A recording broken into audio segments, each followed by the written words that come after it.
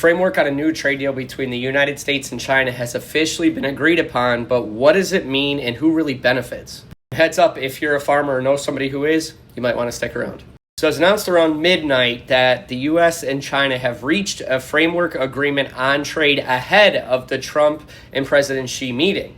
It's important to note that nothing's officially official until both leaders sign off on it, but this is the groundwork for what the trade deal could look like if all sides do agree and the documents get signed.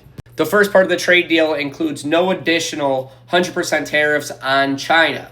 Now, earlier this month, Trump said that he was going to put 100% additional tariffs on China since they wanted to put an export license around their rare earth minerals. And Trump didn't think that was fair for the United States or for the rest of the world, so he threatened to put 100% tariffs on China if they decided to take action on that new rule. And we can see, expanding upon that China leads the world in the production and processing of rare earth minerals. And its step toward expanding export restrictions on them have been shown that Beijing knows they're a key weapon in the trade deal with the United States. But keep in mind that China does process 90% of the world's rare earth minerals, so it's not just the United States that will be impacted by these restrictions. It would be a lot of other countries as well. The next one is a reduction in the 20% tariffs that Trump put on against fentanyl. Now, the whole reason why part of this trade war started was because Trump wanted help with the fentanyl crisis in America. And to achieve that, he put a 20% tariff on fentanyl. So why exactly would he lift it then if we still have a fentanyl crisis?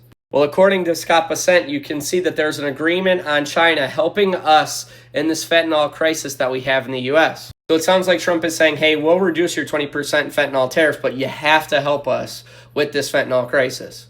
Last one, and this is the win for farmers, Beijing is back to buying soybeans from the United States. We know that China has not been buying any U.S. soybeans since the trade war started, but it looks like China's going to start buying them again. Scott Bessent says, I'm not going to get ahead of the president, but I believe when the announcement of the deal with China is made public, that our soybean farmers will feel very good about what's going on both for this season and the coming seasons for several years. If you're a farmer, it looks like help could be on the way once this trade deal gets done. The official meeting between President Trump and President Xi is set for October 30th, so keep in mind all of this is framework, and the deal could look potentially different.